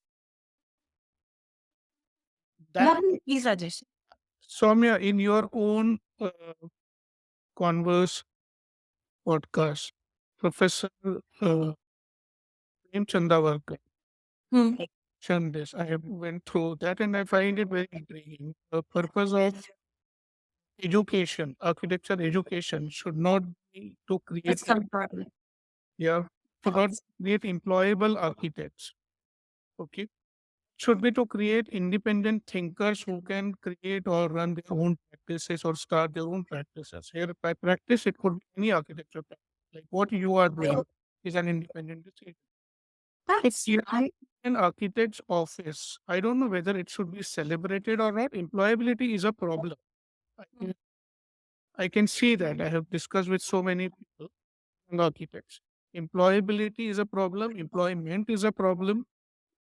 Is payment issues are problems. Like there are issues, But the overall purpose of education is not employment as such. But if I were to counter question this, Rajesh, if that was the issue, only 10% of students would be enrolling themselves in colleges then. Everyone wants, most of the students, they want a degree so that they can be employed somewhere. But that's the problem I'm talking about. That's not how. See, there are two things architecture institute should clear right in the beginning. One, you can still practice architecture without, you don't have to come to architecture institute to do so. But there is a role architecture institute plays in making you a better architect. Entire education is focused for architects to be building buildings, right? All the courses, Professor Mathur, you should agree with me on this, right? Construction, structures, building materials, design. We have designs for 5 years. Then why are we studying design? This mindset of architecture institute needs to change. We cannot be in the same thinking what we were, 20 years ago or 30 years ago. We are still the same. World has evolved. So this whole viability, employment, this is going to remain there if we don't change that mindset. But with that, the course curriculum has also been changed. If we are focusing on all the magnets of architecture equally, then why are we only teaching students how to design better buildings? Then why are we doing that? Well, you are absolutely right on that. Need to look at really course curriculum needs an overhaul, complete overhaul. Because but again, come back to the license now. Because the moment you graduate from this course, you're going to get a license to build. You have to change the process of getting that license so that maybe others be a Well, Yeah, that can be a physical. some people can choose to go the non-license way. Yeah. And anyway, most of the employee segment of architects, they don't have licenses. You only need a license to practice when your stamp is going out there. Yeah, but the practice that the course gets structured in a way because the moment you be out, you're going to be eligible to get license. So the Yes. course has to cover everything you need to build. It's like that. The Yeah. moment they change that process, then they can start having these discussions about having multiple pavilions within the course. So in tech, my co-founder, he's from Vitspilani. So he, for their internships, right? They only had to fill one single form and they all were finished in the entire batch because they had so much industry connections with large companies, right? I understand हमारे यहाँ पे the fraternity is, does not have those kind of company. In tech, it's also very common for companies to come and set up their labs. क्या student ambassador programs भी चलते हैं, right? So either तो we are saying कि हमारी job as institute is only to teach you architecture, बाकी अपना अपना देख लो. या तो फिर हम वो कह रहे हैं सीधा सीधा. नहीं नहीं, बिल्कुल वही कह रहे हैं, इसमें कोई डाउट नहीं है, इसमें कोई डाउट नहीं है, ठीक है. जैसे आप what you are talking about industry coming and setting up labs, okay, so what is our industry? Would we say that L&T is our industry? What? I mean, why not? Let's just take some names, okay? इस बार तो शायद HPF में ज्यादातर placement vendor companies के साथ भी हुए हैं from what I know. Yes, yes. So is L&T our industry? Is Lotha Developers our industry? Is Asian Paints our industry? Okay. Now the there has been a problem in accepting them as our industry. Exactly. Okay.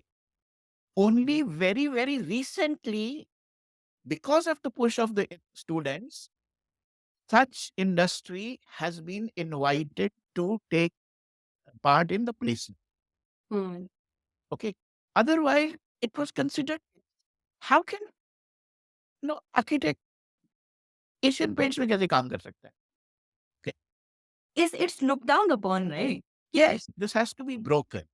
This is the mindset which needs to be broken. Where do we start? Yeah. So we start by giving students a good hearing. This is the most important. Mhm. Okay. Students will be very meek, will not say anything, will say everything is very good in the first year, in the second year. By the end of third year, they know nothing is good here. Okay. And by the end of fifth year, Yeah. they want to smash the college. Yeah. So at that point, we need to give the students our ears. We need to listen to them. Yeah. What exactly is the problem they are facing? Where is it pinching? And what do we think they think is going to help them? So, like I said about this workshop, they know what is going to help them. Okay. And they will find the way. So, why can't the institution itself be proactive in asking them, where should we go? Yes, we have experience. We know, we've been there, we've done that. We know the big picture. We know the picture. We pretend we know the picture, how it's going to be 25 years from now. Hmm. We think we know all that. Okay. But we are not willing to listen to our students. Right. Okay. So if we start from there, we can make a beginning. The idea that uh, we were just talking about, getting students uh, this issue about whether they are employable or whether they are critical thinkers. I think they should be both. The problem the office faces is that the person who comes in has to have the skills which the office requires at that time and for that role. In that, I feel where the offices are, maybe now it's happening in some of the big offices, but for the longest time, offices do not even have a proper role to assess their applicant.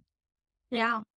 Even Up- now, those like Right? what still But, some project is coming, office will, yeah, guys, we're going to have this project, and from in the next month, going to start this, and we will need this, and please look around.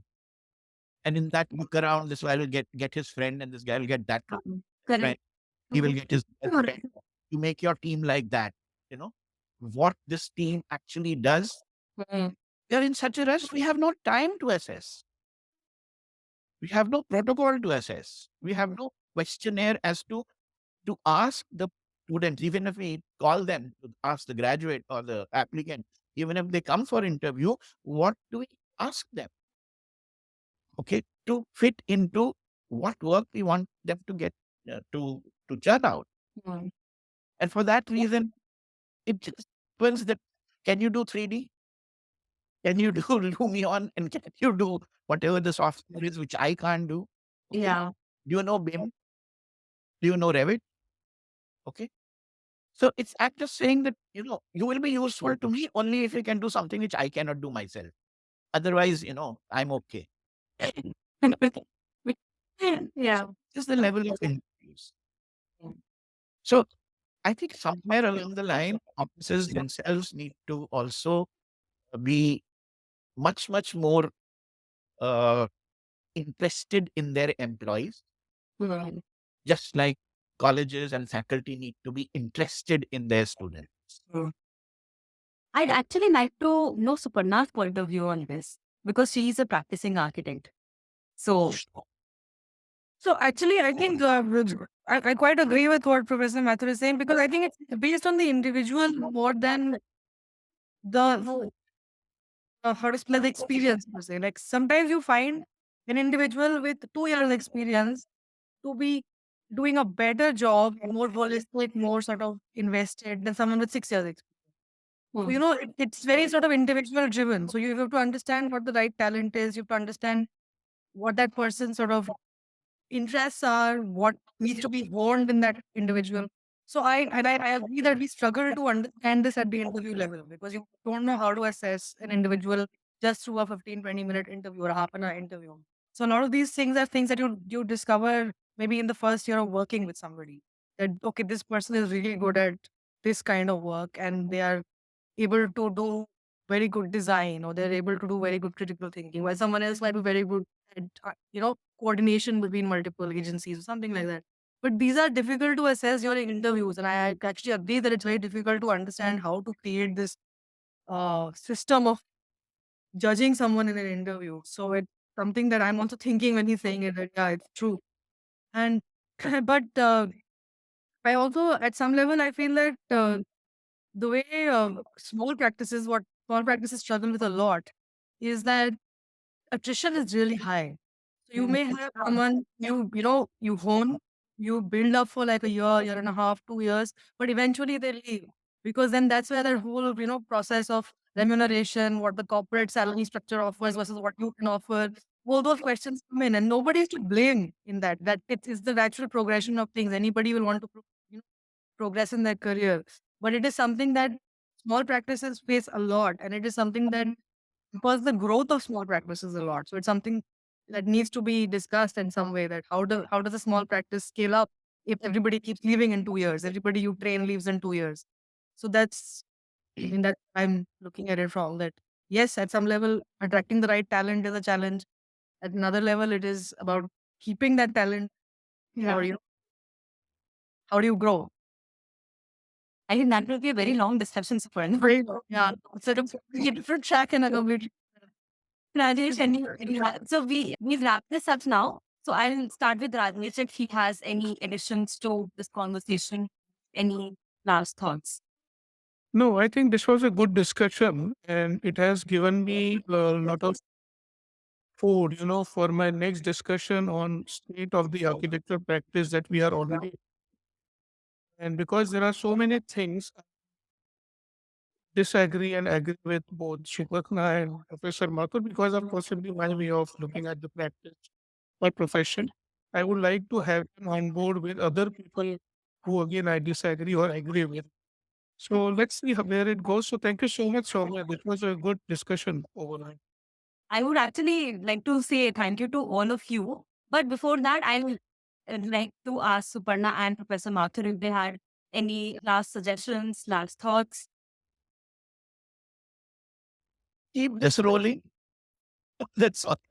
Yeah, Uh, the good part of this is, I suppose, that this will not just be podcast, but the important thing that this is recorded.